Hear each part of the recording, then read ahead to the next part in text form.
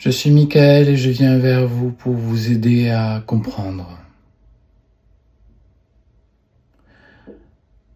Beaucoup d'entre vous sont persuadés que l'univers est inconscient, chaotique, et que les événements de vos vies vous arrivent simplement par hasard, comme ça.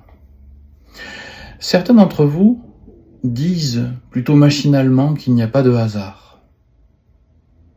Mais combien d'entre vous ont conscience que cet univers tout entier a été conçu pour que chaque cellule devienne consciente d'elle-même, de sa nature divine? L'univers, lorsqu'il s'est multiplié dans les possibilités, comme les cellules d'un grand corps, a laissé en son sein, au sein de toute chose, le chemin du retour, de la mémoire, de la conscience.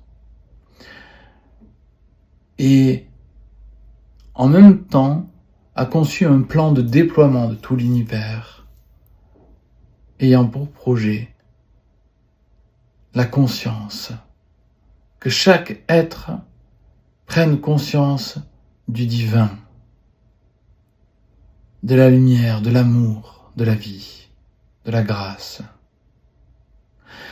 Ainsi donc, tous les événements qui arrivent sur votre chemin sont là pour affiner votre conscience. Ce que vous appelez des épreuves sont en réalité des écoles. Et si vous participez au sens de ces épreuves, sans vous victimiser ou sans vous donner l'impression que vous êtes abandonné par l'intelligence divine, mais que vous voyez sa main vous aider à vous lever,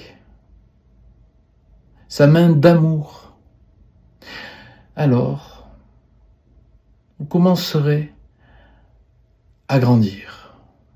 Tous les événements de votre vie vous ont demandé d'être plus conscient de l'unité divine, de révéler votre cœur, de percevoir la dualité qui existe en vous entre la guidance du mental, conditionné, réactionnel, et de votre soi supérieur, de votre cœur. De cette lutte qui provoque des réactions différentes dans la réalité. Choisir avec votre mental, avec votre peur, vous créera devant vous un ensemble d'épreuves pour revenir au cœur. Tant que vous n'êtes pas conscient, vous vous créez des épreuves pour revenir. Et dans son amour infini, l'univers vous accompagne, car lui-même créateur de ces épreuves au travers de vous. Ainsi, vous marchez dans vos propres labyrinthes parce que vous avez besoin de créer ces épreuves pour vous souvenir de votre nature, de la présence divine dans votre cœur.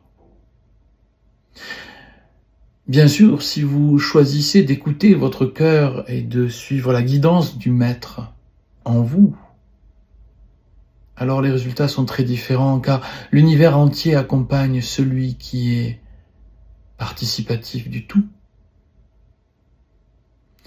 Ceux qui choisissent d'accroître l'illusion de séparation, alors ceux-là vivront des épreuves. Et ne vous fiez pas à la réussite extérieure de certains qui ont tout pouvoir, tout argent, toute domination. Sachez qu'intérieurement, la lutte est immense, car très peu d'entre eux sont alignés sur la volonté de leur cœur. Bien souvent, c'est la blessure égotique qui a structuré une énergie considérable pour être comblée par l'action. Ne vous fiez pas aux apparences. Il est possible que le plus humble des jardiniers soit en réalité totalement en prière intime, en reliance, parfaitement aligné avec sa fonction, dans une jouissance d'être.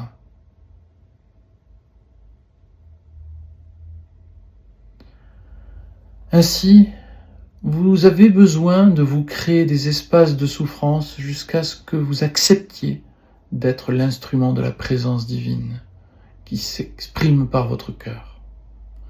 Lorsque vous avez suffisamment eu besoin de souffrir et que vous avez finalement compris, alors l'univers vous élève, car aligné dans le cœur, vous participez au plan unitaire. Et ainsi, vous pouvez fleurir dans le grand jardin de l'existence et libérer votre parfum unique. Cette participation volontaire à la guidance du cœur, à la guidance du divin, est la voie du maître. Mais sachez que seul Dieu est le maître qui traverse l'individu transparent à sa présence. Il y a donc un grand maître.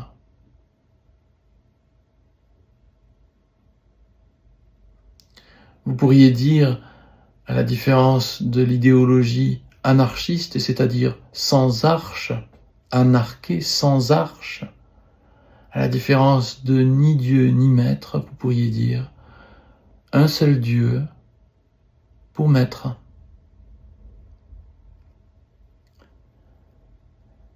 Ainsi donc, chères âmes en chemin dans votre propre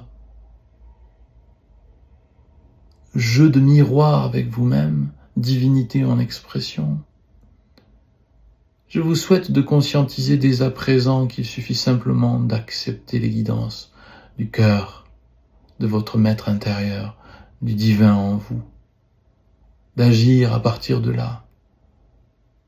Et si vous avez encore besoin de sortir de certains labyrinthes que vous aviez créés avec votre mental égo, votre cœur vous guidera comme une lumière étincelante et vous facilitera grandement la compréhension du pourquoi des épreuves. Avancez maintenant libre d'être le serviteur du cœur et voyez la splendeur se révéler devant vous. Il n'y a de sécurité que dans l'acceptation du rayonnement de votre cœur. Puissiez-vous le comprendre dès à présent et rayonner pleinement sur terre la splendeur que vous êtes. Bien à vous. Michael Ilou.